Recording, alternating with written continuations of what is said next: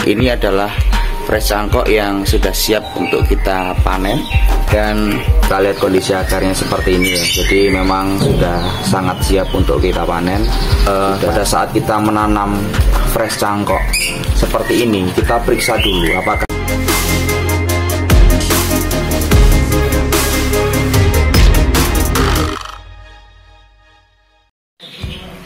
Halo sahabat, di kesempatan yang baik ini kita akan panen fresh cangkok Mame Sapote jenis kiwes buah bulat.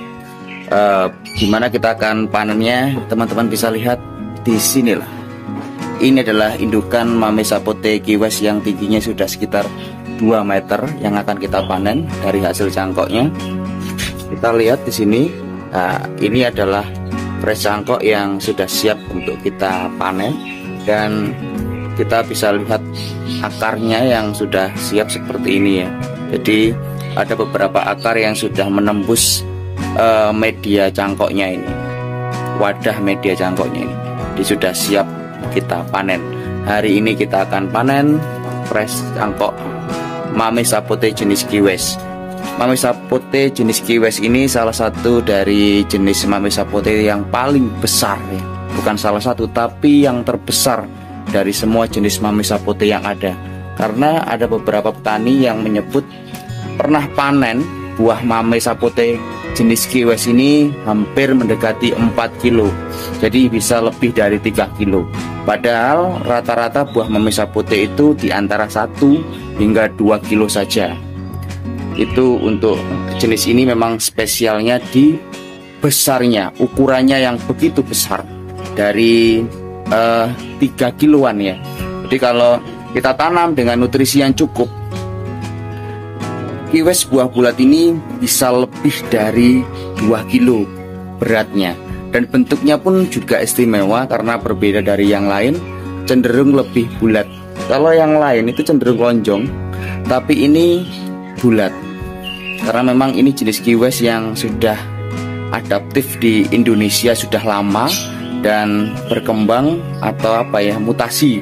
Bahasanya para petani itu mutasi dan membentuk varietas baru yang diberi nama kiwes buah bulat.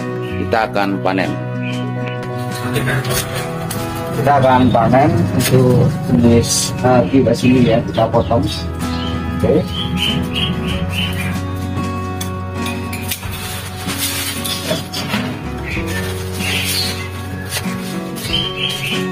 Kondisi akarnya memang sudah tua ya, jadi siap untuk kita tanam sebagai tanaman baru.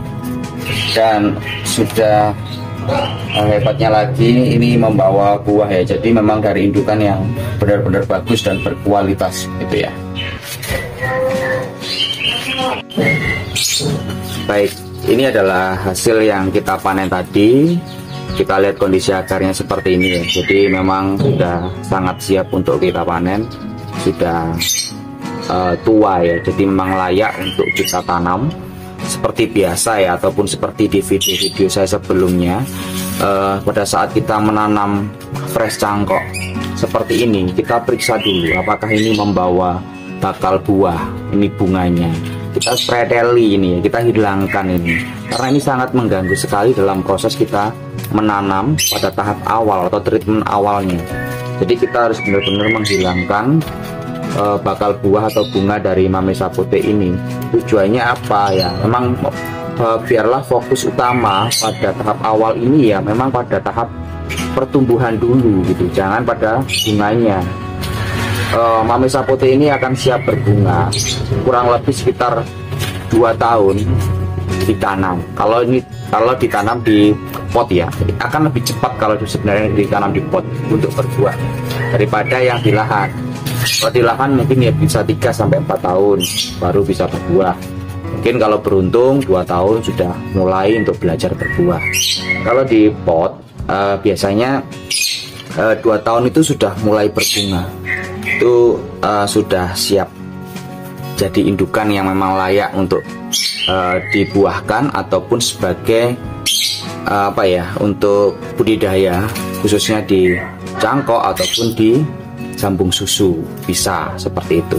Kita lihat seperti ini.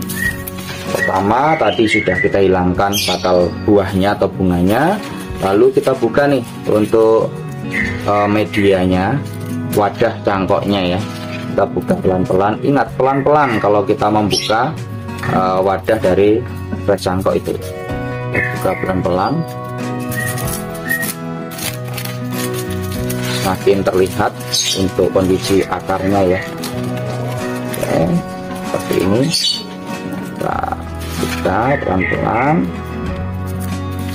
karena memang sebagian besar kegagalan dalam menanam pres cangkok itu karena human error ya. Jadi karena manusianya ketika menanam itu tidak hati-hati, sehingga akar patah ataupun caranya salah, itu juga menyebabkan gagal dari proses mencangkoknya. Pelan-pelan saja ketika kita membukanya. Seperti ini ya,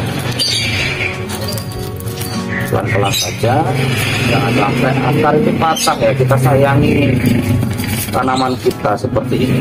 Ini apalagi ada beberapa akar yang memang sudah keluar ya dari wadahnya ini, dari media cangkoknya ya. Kita buka pelan-pelan ya, terpaksa kita gunting pelan-pelan kalau takut merusak akar ya. Oke, nah lihat ini, memang kita harus buka pelan-pelan, jangan sampai mematahkan akarnya. Untuk cangkok sendiri sebenarnya Mamesa Putih terbilang cukup lama ya. Ini saya cangkok kurang lebih sekitar 2 bulan baru muncul seperti ini, bahkan ada yang lebih lama dari ini ya. Itulah mengapa harga bibitnya itu lumayan mahal, karena proses untuk mendapatkan bibitnya itu pun juga butuh waktu yang tidak sebentar. Beda kalau dengan buah tin yang memang hanya sekitar 2 minggu itu bisa keluar akar gitu. Tapi kalau untuk Mamesa Putih ini butuh waktu yang cukup lama, bisa lebih dari 2 bulan. Oke, kita siap untuk tanam.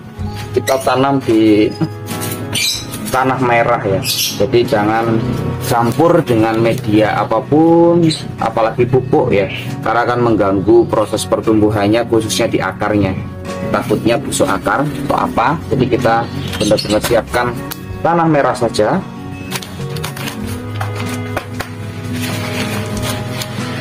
Kita siapkan.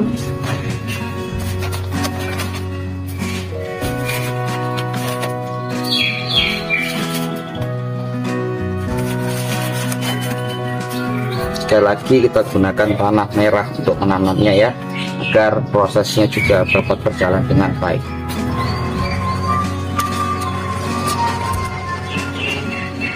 Sekali lagi, kalau kita menanam pres cangkok Mamesa Putih itu jangan langsung ditanam di lahan. Ketika yang kita tanam adalah pres cangkok, jadi butuh yang namanya treatment khusus.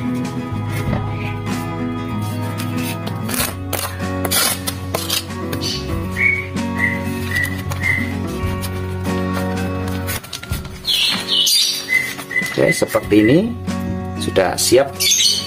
Nah, kalau teman-teman mengikuti video-video saya pasti tahu langkah selanjutnya apa ya. Kita ikat ya dengan tali rafia ini ya. Tujuannya agar akar itu tidak mudah bergeser ya ketika kita cek, karena nanti akan kita cek berkala pada proses pertumbuhannya ini.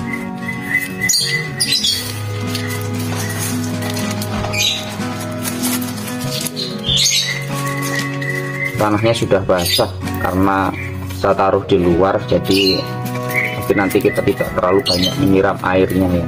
Pada saat tahap ini jangan lupa disiram, apalagi kalau medianya tidak basah ya, karena ini basah jadi tidak terlalu banyak menyiram nantinya.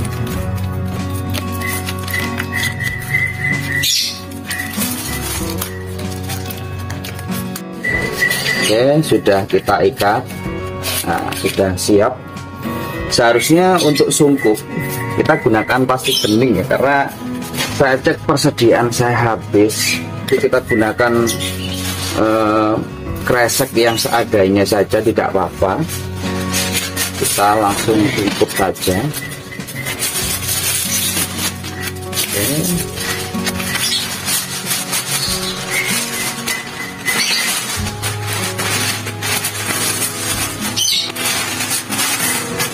Untuk proses sungkup ini membutuhkan waktu kurang lebih sekitar 1 bulan ya, karena ini terlalu besar, jadi saya kurangi saja untuk daunnya, ini terlalu subur.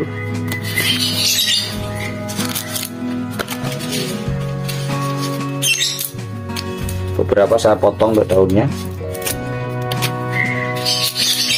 sekaligus untuk mengurangi penguapan ya, jadi kita potong saja.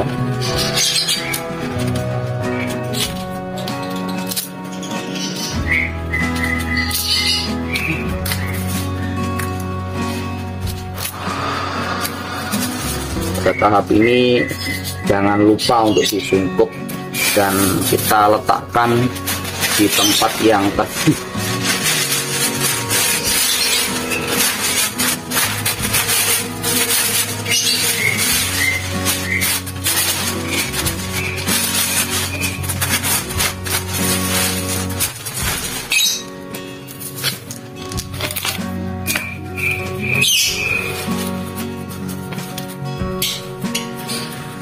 Kalau saya sih tidak terlalu rapat bagian bawahnya ya. Saya tidak tahu kalau petani yang lain, jadi cukup seperti ini saja. Kita ikat bagian bawahnya.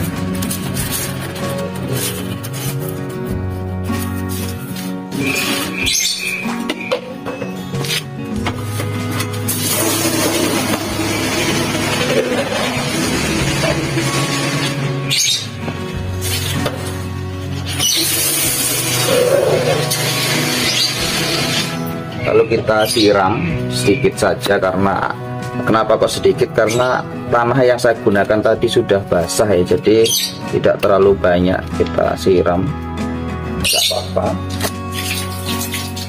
Ada yang bertanya begini, apakah perlu disiram terus gitu? Dilihat aja kondisinya, ketika tanahnya sudah mulai mengering ya kita bantu dengan kita siram gitu ya, tapi jangan terlalu banyak juga untuk menjaga kelembapannya saja. Oke, sudah selesai seperti ini. Oke, ya, ini adalah fresh cangkok yang kita treatment terlebih dahulu dari jenis kiwis buah bulat.